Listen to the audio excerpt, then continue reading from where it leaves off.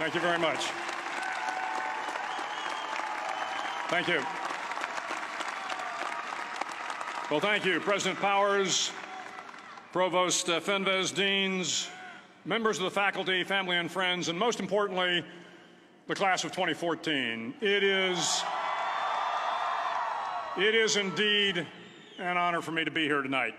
It's been almost 37 years to the day that I graduated from UT. I remember a lot of things about that day. I remember I had a throbbing headache from a party the night before.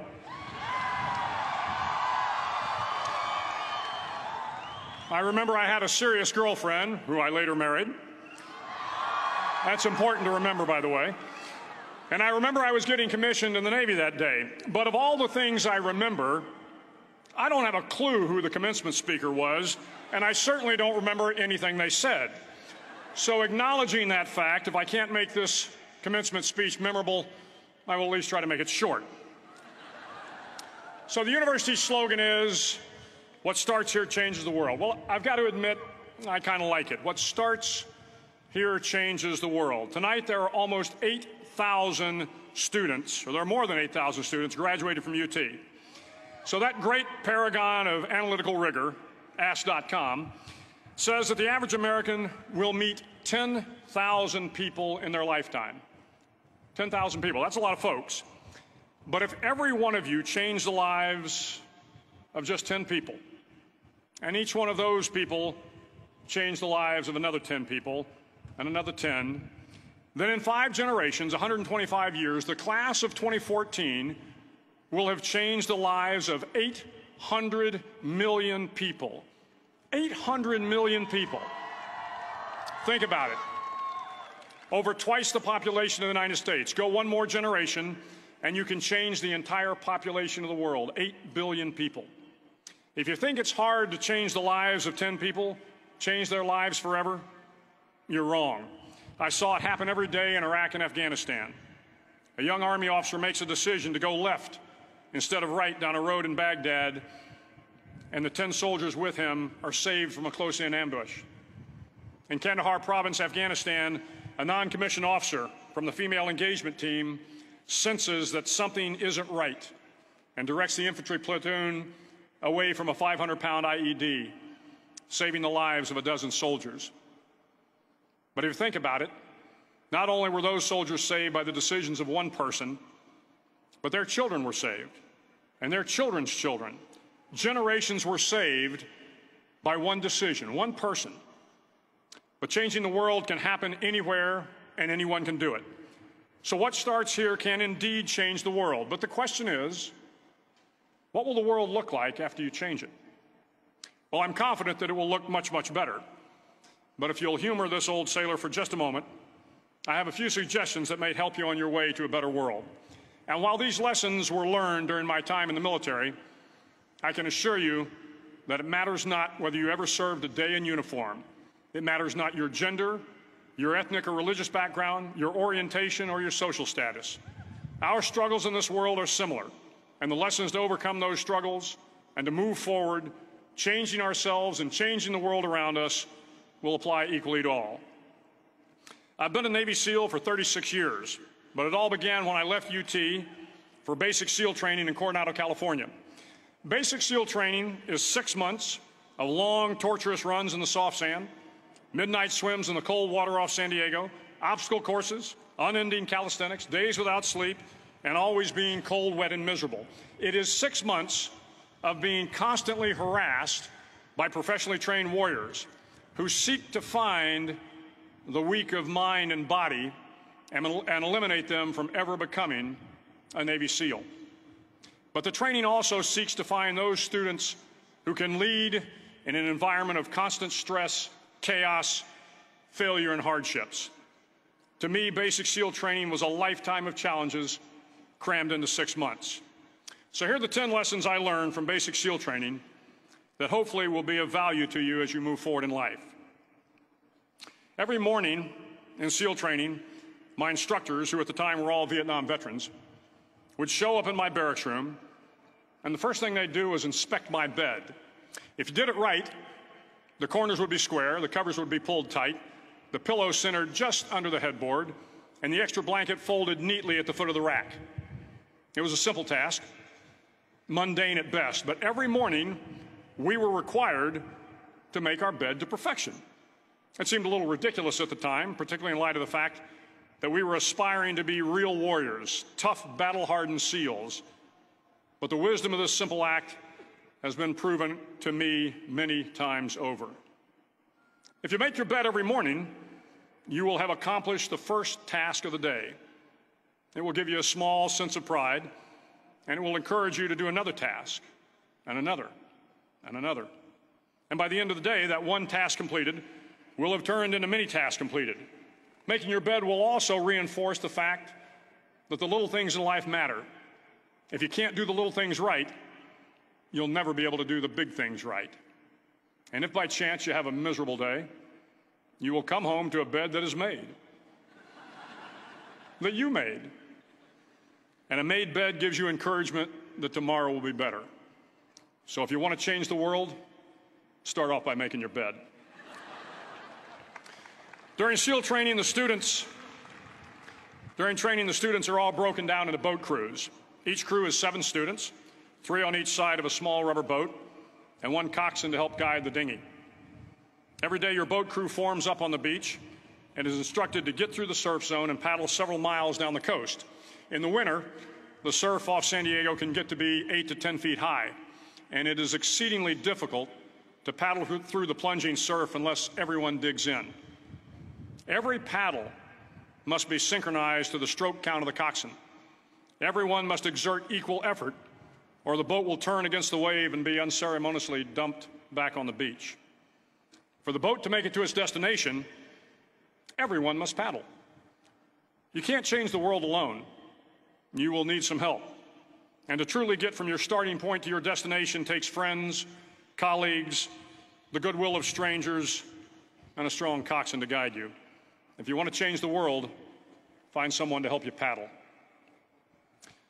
Over a few weeks of difficult training, my SEAL class, which started with 150 men, was down to just 42. There were now 6 boat crews of 7 men each. I was in the boat with the tall guys, but the best boat crew we had was made up of the little guys, the Munchkin crew, we called them. No one was over 5'5". The Munchkin boat crew had 1 American Indian, 1 African American, 1 Polish American, 1 Greek American, 1 Italian American, and 2 tough kids from the Midwest. They out-paddled, outran, and outswam all the other boat crews. The big men in the other boat crews would always make good-natured fun of the tiny little flippers the Munchkins put on their tiny little feet prior to every swim. But somehow these little guys from every corner of the nation and the world always had the last laugh, swimming faster than everyone and reaching the shore long before the rest of us. SEAL training was a great equalizer. Nothing mattered but your will to succeed, not your color, not your ethnic background, not your education, not your social status. If you want to change the world, measure a person by the size of their heart, not by the size of their flippers. Several times a week, the instructors would line up the class and do a uniform inspection. It was exceptionally thorough. Your hat had to be perfectly starched, your uniform immaculately pressed, your belt buckle shiny and void of any smudges. But it seemed that no matter how much effort you put into starching your hat or pressing your uniform or polishing your belt buckle, it just wasn't good enough. The instructors would find something wrong. For failing the uniform inspection, the student had to run, fully clothed, into the surf zone, then wet from head to toe, roll around on the beach until every part of your body was covered with sand. The effect was known as a sugar cookie. You stayed in the uniform the rest of the day, cold, wet, and sandy. There were many a student who just couldn't accept the fact that all their efforts were in vain, that no matter how hard they tried to get the uniform right, it went unappreciated. Those students didn't make it through training. Those students didn't understand the purpose of the drill. You were never going to succeed. You were never going to have a perfect uniform. The instructors weren't going to allow it. Sometimes, no matter how well you prepare or how well you perform, you still end up as a sugar cookie. It's just the way life is sometimes. If you want to change the world, get over being a sugar cookie and keep moving forward. Every day during training, you were challenged with multiple physical events: long runs, long swims, obstacle courses, hours of calisthenics, something designed to test your mettle.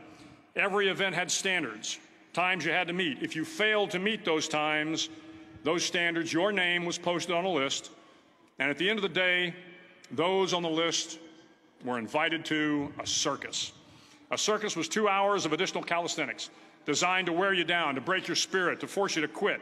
No one wanted a circus.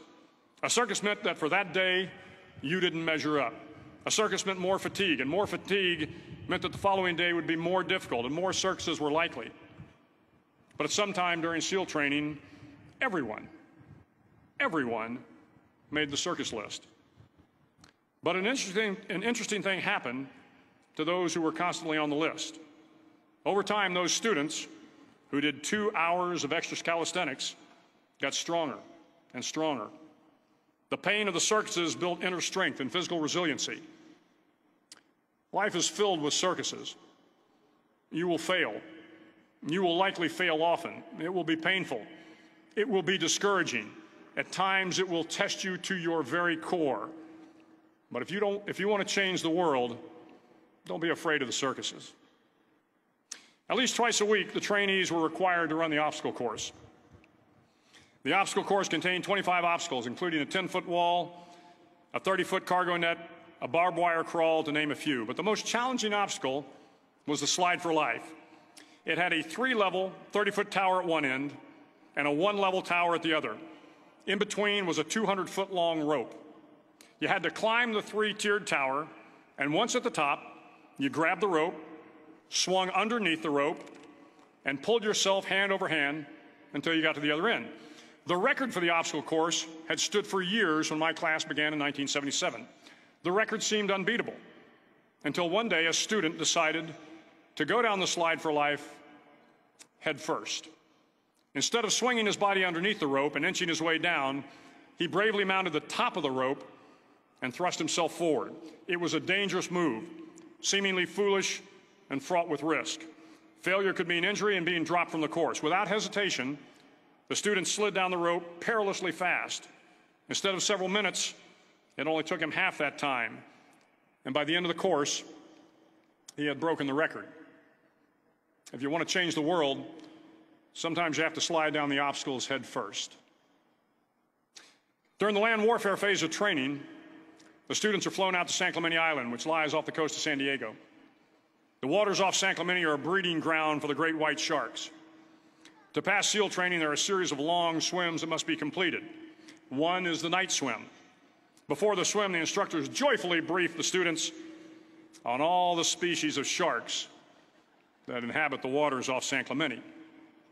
They assure you, however, that no student has ever been eaten by a shark, at least not that they can remember. But you are also taught that if a shark begins to circle your position, stand your ground. Do not swim away. Do not act afraid. And if the shark, hungry for a midnight snack, darts towards you, then summons up all your strength and punch him in the snout, and he will turn and swim away. There are a lot of sharks in the world. If you hope to complete the swim, you will have to deal with them. So if you want to change the world, don't back down from the sharks. As Navy SEALs, one of our jobs is to conduct underwater attacks against enemy shipping. We practice this technique extensively during training. The ship attack mission is where a pair of SEAL divers is dropped off outside an enemy harbor and then swims well over 2 miles underwater, using nothing but a depth gauge and a compass to get to the target. During the entire swim, even well below the surface, there is some light that comes through. It is comforting to know that there is open water above you. But as you approach the ship, which is tied to a pier, the light begins to fade. The steel structure of the ship blocks the moonlight. It blocks the surrounding street lamps. It blocks all ambient light. To be successful in your mission, you have to swim under the ship and find the keel, the center line, and the deepest part of the ship. This is your objective. But the keel is also the darkest part of the ship, where you cannot see your hand in front of your face, where the noise from the ship's machinery is deafening, and where it gets to be easily disoriented, and you can fail. Every SEAL knows that under the keel, at that darkest moment of the mission, is a time when you need to be calm, when you must be calm, when you must be composed, when all your tactical skills, your physical power, and your inner strength must be brought to bear. If you want to change the world, you must be your very best in the darkest moments. The 9th week of training is referred to as Hell Week. It is 6 days of no sleep, constant physical and mental harassment, and one special day at the Mud Flats. The Mud Flats are an area between San Diego and Tijuana where the water runs off and creates the Tijuana Sloughs, a swampy patch of terrain where the mud will engulf you. It is on Wednesday of Hell Week that you paddle down to the Mud Flats and spend the next 15 hours trying to survive this freezing cold, the howling wind, and the incessant pressure to quit from the instructors. As the sun began to set that Wednesday evening, my training class, having committed some egregious infraction of the rules, was ordered into the mud. The mud consumed each man till there was nothing visible but our heads. The instructors told us we could leave the mud if only 5 men would quit. Only 5 men, just 5 men, and we could get out of the oppressive cold. Looking around the mud flat, it was apparent that some students were about to give up. It was still over 8 hours till the sun came up. 8 more hours of bone-chilling cold. The chattering teeth and the shivering moans of the trainees were so loud, it was hard to hear anything. And then one voice began to echo through the night. One voice raised in song. The song was terribly out of tune, but sung with great enthusiasm. One voice became 2, and 2 became 3, and before long, everyone in the class was singing. The instructors threatened us with more time in the mud if we kept up the singing, but the singing persisted. And somehow the mud seemed a little warmer, and the wind a little tamer, and the dawn not so far away. If I have learned anything in my time traveling the world, it is the power of hope. The power of one person, a Washington, a Lincoln, King, Mandela, and even a young girl from Pakistan, Malala. One person can change the world by giving people hope. So if you want to change the world, start singing when you're up to your neck in mud. Finally, in SEAL training, there's a bell. A brass bell that hangs in the center of the compound for all the students to see. All you have to do to quit is ring the bell. Ring the bell, and you no longer have to wake up at 5 o'clock. Ring the bell, and you no longer have to be in the freezing cold swims. Ring the bell, and you no longer have to do the runs, the obstacle course, the PT, and you no longer have to endure the hardships of training. All you have to do is ring the bell to get out. If you want to change the world, don't ever, ever ring the bell. To the class of 2014, you are moments away from graduating, moments away from beginning your journey through life, moments away from starting to change the world for the better. It will not be easy, but you are the class of 2014, the class that can affect the lives of 800 million people in the next century. Start each day with a task completed. Find someone to help you through life. Respect everyone. Know that life is not fair and that you will fail often. But if you take some risks, step up when the times are the toughest, face down the bullies, lift up the downtrodden, and never, ever give up. If you do these things, the next generation and the generations that follow will live in a world far better than the one we have today. And what started here will indeed have changed the world for the better. Thank you very much. Hook 'em horns.